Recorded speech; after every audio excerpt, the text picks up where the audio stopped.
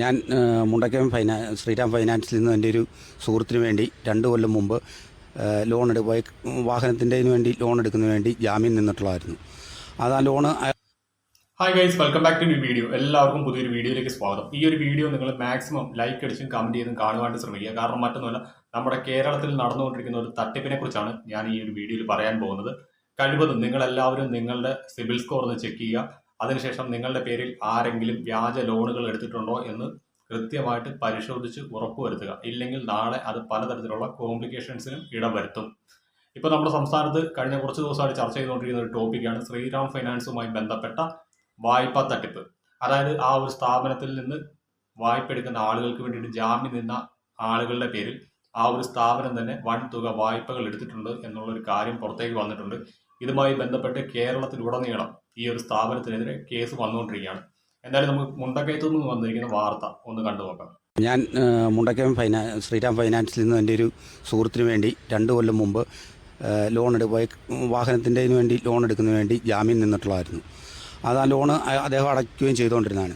ഇപ്പോൾ 2 കൊല്ലത്തിന് ശേഷം എൻ്റെ ഒരു ആവശ്യത്തിനായി ഞാൻ ഫൈനാൻസുമായിട്ട് ബന്ധപ്പെട്ടപ്പോൾ ശ്രീറാം ഫൈനാൻസിൽ നിന്നും എൻ്റെ പേരിൽ ഒരു 6 ലക്ഷം രൂപ അവർ ലോൺ എടുത്തതായി കാണുകയും ഞാൻ അവിടുത്തെ ശ്രീറാം ഫൈനാൻസിൻ്റെ മാനേജറുമായി സംസാരിച്ചപ്പോൾ അത് അവരുടെ എന്തോ ബാങ്കിൻ്റെ അപ്ഡേഷൻ മാറിപ്പോയതാണെന്നും ഒരാഴ്ചയ്ക്കുള്ളിൽ അത് കറക്റ്റാക്കി തരുമെന്നും പറഞ്ഞു.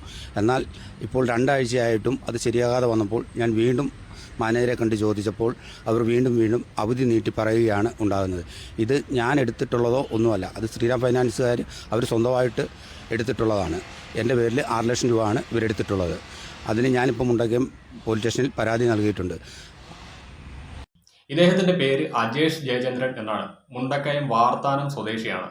ഇദ്ദേഹം 2 വർഷം മുൻപ് തൻ്റെ സുഹൃത്തിന് ഒരു ലോൺ എടുക്കാൻ വേണ്ടിയിട്ട് ശ്രീറാം ഫിനാൻസിൽ ജാമ്യം നിന്നു. ആ ഒരു തെറ്റ് മാത്രമേ ഇദ്ദേഹം ചെയ്തുള്ളൂ.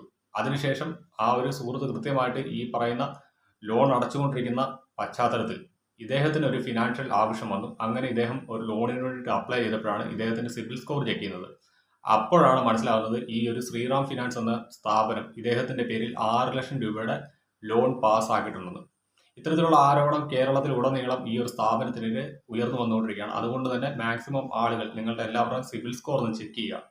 അതിനുശേഷം നിങ്ങളുടെ പേരിൽ ഇത്തരത്തിലുള്ള ലോണുകളൊന്നും തന്നെ ആരും എടുത്തിട്ടില്ല എന്ന് ഉറപ്പുവരുത്തണം. കാരണം മറ്റൊന്നുമല്ല, ഈ ഒരു ശ്രീറാം ഫിനാൻസുമായി ബന്ധപ്പെട്ട് കോഴിക്കോട് നിന്ന് വന്ന വാർത്ത അത്രത്തോളം ഗൗരവപരമായിട്ടുള്ള ഒരു വാർത്തയാണ്.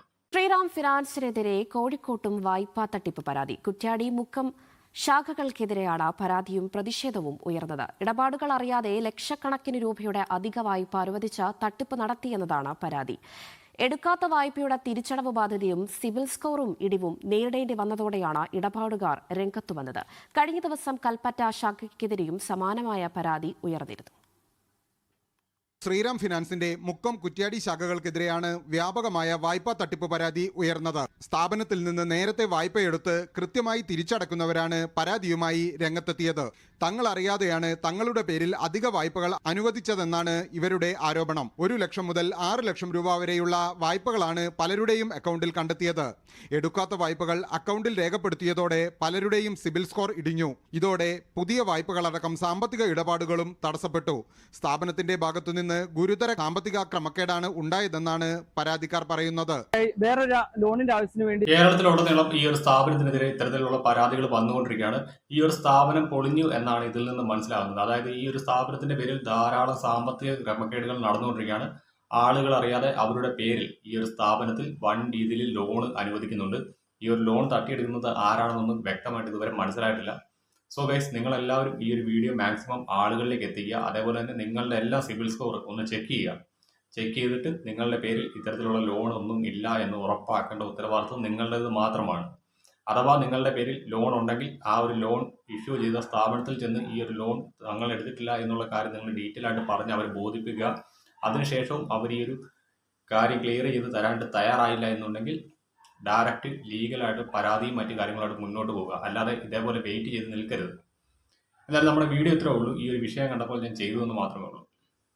ഞാൻ മുണ്ടക്കയം ശ്രീറാം ഫൈനാൻസിൽ നിന്ന് എൻ്റെ ഒരു സുഹൃത്തിന് വേണ്ടി 2 കൊല്ലം മുമ്പ് വാഹനത്തിൻ്റെതിന് വേണ്ടി ലോൺ എടുക്കുന്നതിന് വേണ്ടി ജാമ്യം നിന്നിട്ടുള്ളതായിരുന്നു. അത് ആ ലോണ് അദ്ദേഹം അടയ്ക്കുകയും ചെയ്തുകൊണ്ടിരുന്നതാണ്. ഇപ്പോൾ 2 കൊല്ലത്തിന് ശേഷം എൻ്റെ ഒരു ആവശ്യത്തിനായി ഞാൻ ഫൈനാൻസുമായിട്ട് ബന്ധപ്പെട്ടപ്പോൾ ശ്രീറാം ഫൈനാൻസിൽ നിന്നും എൻ്റെ പേരിൽ ഒരു 6 ലക്ഷം രൂപ അവർ ലോൺ എടുത്തതായി കാണുകയും ഞാൻ അവിടുത്തെ ശ്രീറാം ഫിനാൻസിൻ്റെ മാനേജറുമായി സംസാരിച്ചപ്പോൾ അത് അവരുടെ എന്തോ ബാങ്കിൻ്റെ അപ്ഡേഷൻ മാറിപ്പോയതാണെന്നും ഒരാഴ്ചയ്ക്കുള്ളിൽ അത് കറക്റ്റാക്കി തരുമെന്നും പറഞ്ഞു. എന്നാൽ ഇപ്പോൾ 2 ആഴ്ചയായിട്ടും അത് ശരിയാകാതെ വന്നപ്പോൾ ഞാൻ വീണ്ടും മാനേജരെ കണ്ട് ചോദിച്ചപ്പോൾ അവർ വീണ്ടും അവധി നീട്ടി പറയുകയാണ് ഉണ്ടാകുന്നത്. ഇത് ഞാൻ എടുത്തിട്ടുള്ളതോ ഒന്നുമല്ല, അത് ശ്രീറാം ഫൈനാൻസുകാർ അവർ സ്വന്തമായിട്ട് എടുത്തിട്ടുള്ളതാണ്. എൻ്റെ പേരിൽ 6 ലക്ഷം രൂപയാണ് ഇവരെടുത്തിട്ടുള്ളത്. അതിന് ഞാനിപ്പോൾ മുണ്ടക്കയം പോലീസ് സ്റ്റേഷനിൽ പരാതി നൽകിയിട്ടുണ്ട്.